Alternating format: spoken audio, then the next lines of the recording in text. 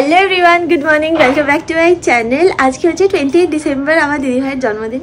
তো সকালবেলা ঘুম থেকে উঠে আমি শহরে গেছিলাম হচ্ছে বাজারে। ও যা যা খেতে ভালোবাসে আমি সব কিছু নিয়ে এসেছি, এখন রান্না করবো। অ্যাকচুয়ালি কী হয়েছে বলো তো, আমার না মানে হাফ ডে রয়েছে, বুঝলে। এবার সেই হাফ ডেটাকে আমি আজকে নেব। আমি একটু দেরি করে যাবো, সেকেন্ড হাফে আমি জয়েন করবো। আর আমাদের সুখের দিন শেষ হয়ে যাচ্ছে, কারণ এই সামনে যেই জায়গাটা আছে এখানে বিল্ডিং উঠে যাচ্ছে। জানো, এই দেখো এই গাছটা মনে আছে, শ্রীমান দাদা যেটা আমাকে দিয়েছিল, এটা মরে যাচ্ছে। অনেকভাবে চেষ্টা করেছি এটা বাঁচানোর, কিন্তু এটা কিছুতেই মানে ঠিক হচ্ছে না। আর এখনো বিছানা তোলা হয়নি, এখন মশাইটা নিয়ে শুচ্ছি, তোমাদেরকে বললাম। আর চলো কি কি এনেছি তোমাদেরকে এখন দেখাচ্ছি, চলো। 2 কিলো মাটন এনেছি, এটা ধুয়ে আমি রেখে দিয়েছি। আর এখানে পনির এনেছি। অ্যাকচুয়ালি কি বলতো, দিদি ভাই আর সবাই দুজনে পনির খেতে খুব ভালোবাসে, বাট আমি জানি না আজকে পনির রান্না করার মতো সময় হবে কি। আর কালকে রাত্রিবেলা আমি এখানটা কি করেছিলাম বলো তো, সমস্ত মশলা যা সব আমি বেটে রেখেছিলাম যাতে করে তাড়াতাড়ি হয়ে যায়। আর এখানে ফোড়ন দেওয়ার জন্য এগুলো কেটে রেখেছিলাম, কালকে কেটে রেখেছিলাম। আর 4টে লেবু এনেছি, কারণ কি বলতো, সৌভিক না রিসেন্টলি ওই রুটি ভাত কিছুই খেতে চাইছে না। ওর নাকি সমস্ত ওই ছোলা বাদাম তারপর মটরশুঁটি দিয়ে যে মাখাটা হয় না, ওটা ওর খুব ভালো লাগছে। তো কালকে রাত্রিবেলা ছোলা বাদাম, এটা হচ্ছে গ্রিন মুগ, গ্রিন মুগের স্প্রাউটস বেরোলে সব থেকে ভালো হয়, বাট এটা যদি কালি ভিজিয়েছি ওই জন্য স্প্রাউটস বেরোয়নি এখনো। আর এটা হচ্ছে মটরশুঁটি, এটা দিয়ে ওই পেঁয়াজ দিয়ে কাঁচা টমেটো দিয়ে লেবু দিয়ে, লেবু এনে দিয়েছি, দিয়ে একটা মাখা মতো হবে, ঠিক আছে।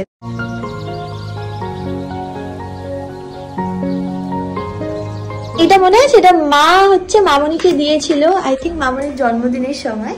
তো এইটা এখন বেরোচ্ছে।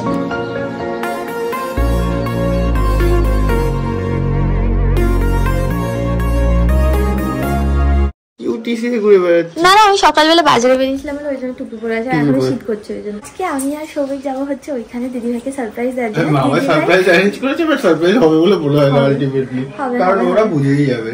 মানে দিদিভাই তো অ্যাটলিস্ট তোকে চেনে হাড়ে হাড়ে, তো দিদিভাই তো বুঝবে না যে আসবি, জন্মদিনের দিন মিস করবে এটা ভাবতেই পারবে না। না, আমি দিদিভাইকে কনভিন্স করেছি যে প্রচুর কাজ আছে, কিছুতেই হবে না।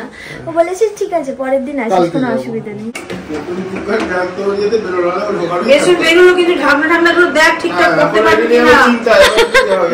মামনি বলছে যে সকালবেলা যতক্ষণ না চা খাচ্ছি আমি এনার্জি পাচ্ছি না। 10 লিটার আমার লাগবে না, 2 কিলো।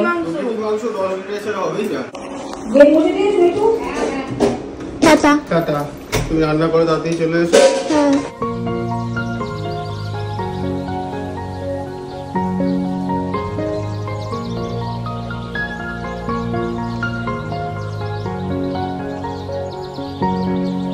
দেখো মামনি কি সুন্দর ভাত রান্না করেছে। ওই জন্য ভাতে আমি কোনোদিন হাত দিই না, কারণ আমার হয়তো গলে যেতে পারে।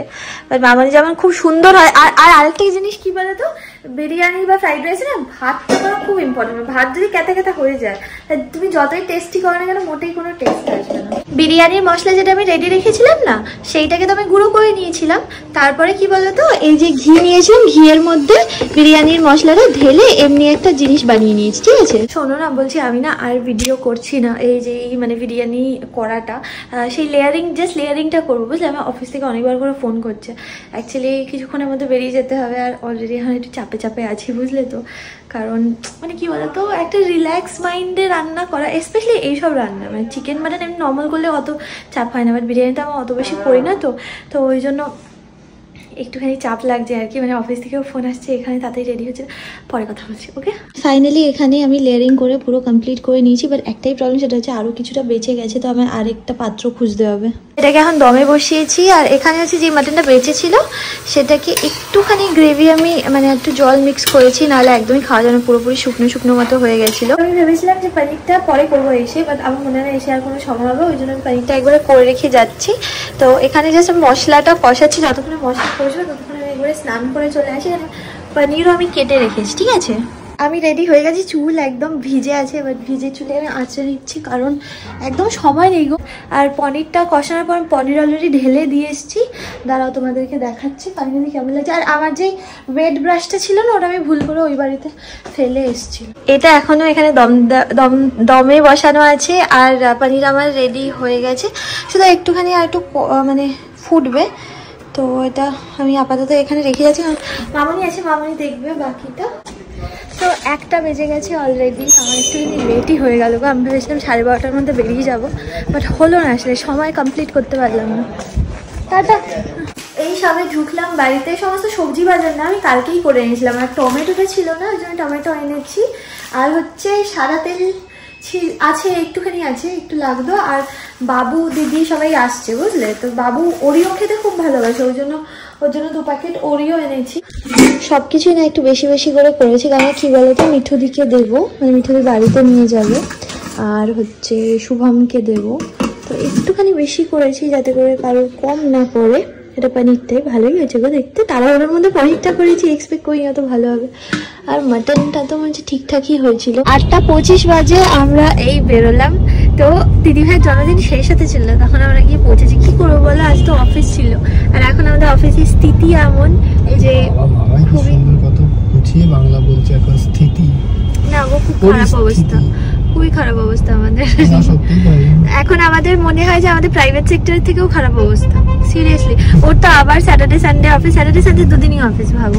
তো যাই হোক, যাই দিদিভাইকে গিয়ে সারপ্রাইজ, আই হোপ এইবার সারপ্রাইজটা হয়তো সারপ্রাইজ থাকবে। আমাদের ঢুকবো সেটা তো কাউকে একটা দিতে হবে। কি দিতে হবে? অ্যাপ্রুভাল? ও হ্যাঁ, যা তাহলে শ্রীমান্তরাকে বললি কেক পছন্দ করি, মানে দিদিভাই কি বলতো, এটা সিম্পল ছিমছাম হবে, ও এমনি ঘরের জামা পরে বসবে, একটা কাপ কেক কাটবে, ওর এরকম ধরনের জন্মদিন পছন্দ। আমি ভেবেছিলাম আমার টিয়ারা হ্যাপি বার্থডে স্ল্যাশটা আছে, ওগুলো কিছু ইউজ করবে না আমি জানি, ওই জন্য আমি নিয়েও নি। পৌঁছে গেছি এটা নিচে। এখন না শ্রীমান দাদাও আমাদের মানে প্ল্যানের পার্ট হয়ে গেছিলো, কারণ কি বলতো এখানে ঢোকার জন্য অ্যাপ্রুভাল লাগে, তো সেই অ্যাপ্রুভালটা দিদিভাইয়ের ফোনে আসে।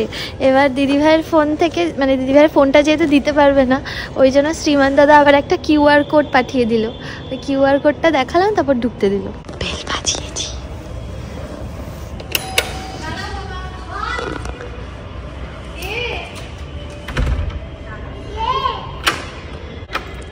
Happy birthday. এই প্ল্যানে কে কে পারছিল ভাব, কি দিদিভাই ছিল না, বাকি সবাই পার। সবাই জানতো আমরা আসবো, শুধু তুমি জানো। মা যেইভাবে হেল্প করেছে না, বিশাল হেল্প করেছে মা। সীমান্ত বলছে, সীমান্ত ইয়ে নিয়ে এসছে, পনির নিয়ে এসছে, রান্না করবে। আমি সমানে বলে গেছি সীমান্ত পনির তো নিয়ে আসছে। হ্যাঁ সেটাই তো বলছি, রান্না করবে আজকে, পনিরটাও রান্না করবে। হাই, মামানকে হ্যাপি বার্থডে বলেছো? আমি সব বাজার করেছে, রান্না করেছে তোমার জন্য। আমি তোর জন্য এত কি, আমি তোর জন্য কোনো গিফট আনিনি, তুই যা যা খেতে ভালোবাসিস। হ্যাঁ, এটা আমরা কদিনই খাবো। আজকে অফিসে যায়নি? হ্যাঁ ভারী আছে, খুব ভারী আছে। হ্যাঁ আজকে বিরিয়ানি করি সকালবেলা। বিরিয়ানি করে অফিসে গেছে? হ্যাঁ হ্যাঁ, অফিস করেছে। তুই একটা ডেচকি নিয়ে এসেছিস? হ্যাঁ একটা ডেচকি নিয়ে চলে এসেছি। গিফট আনিনি তোর জন্য, কেকও আনিনি। আমি চাই ওই জন্য তুই পছন্দ করিস না বলে, ওই জন্য আজকে এত ভালো জামা পরে আছিস কেন? জন্মদিন বলে? না না, বিয়ানকে নাচের স্কুলে নিয়ে গেছিলাম। দিদিভাই মনে মনে কেস তো করছে। না গেস করেছিলি? না ও ভাবতেই পারেনি চলে আসে, কারণ মা প্লাম্বার এসছে। গুথাতো কেউ ডিস্টার্ব করবে না। বাহ দারুণ হচ্ছে। টান টান করে রাখবে, হ্যাঁ তারপর এই দিকটা না আনবে, হ্যাঁ তারপর এমন করবে। আলমারিটা তো খোলো, হ্যাঁ আলমারিটা খোলো। ওটা পুতুতে তো খুলে নিতে রাখবো, আমি খুলে না। ব্যাস ঠিক আছে, হয়েছে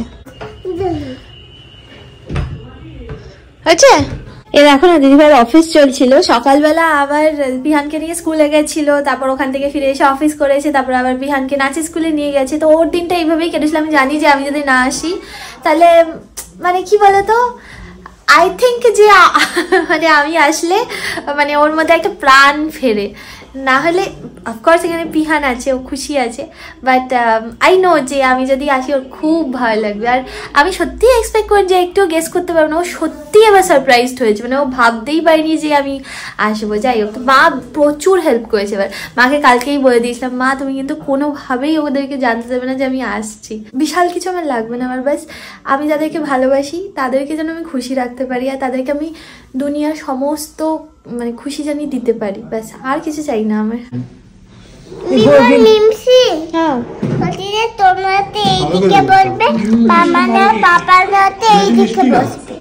এই দেখো এইটা হচ্ছে শ্রীমান দাদা এনেছে দিদি ভাইয়ের জন্য, কালকেও একটা কেক কেটেছে, সে ব্লগে তো তোমরা দেখলে, তখন আমরা ছিলাম না এখানে। এই না মামানের কেক, মামান বসো। হ্যাঁ তোমারই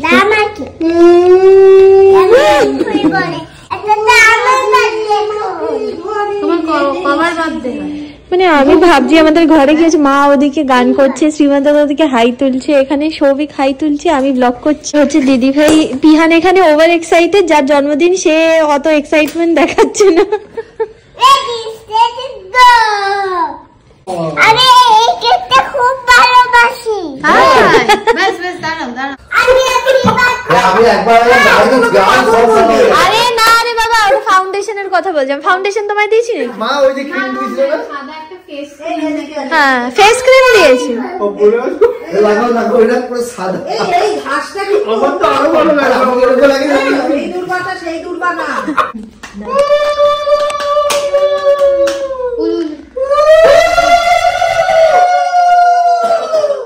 ও আশীর্বাদ করছে।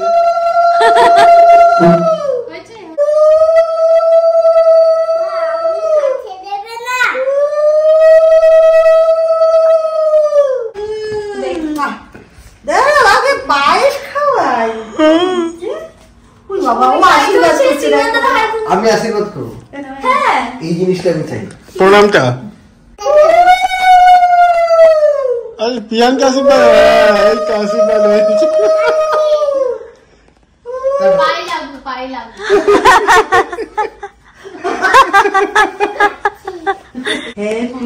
Birthday to you, happy birthday to you.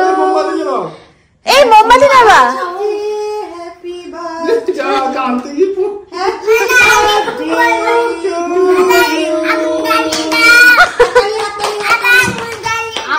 আবার আগুন জ্বালিয়ে দেয়। বাবা ফুল দেবে।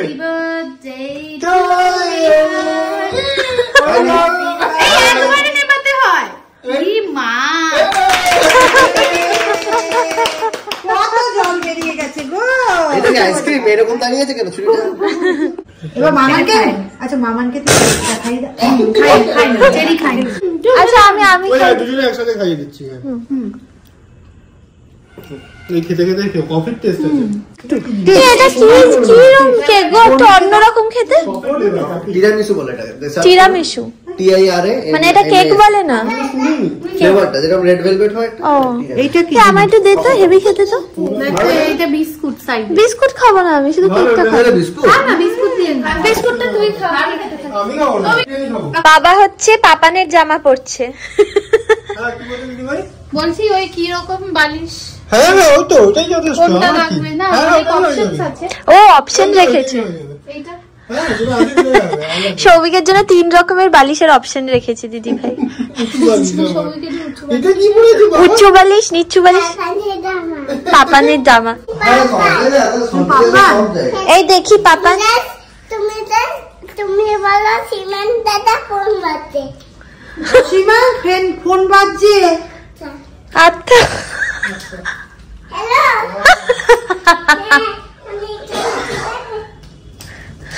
কে ফোন করেছিল পাপা?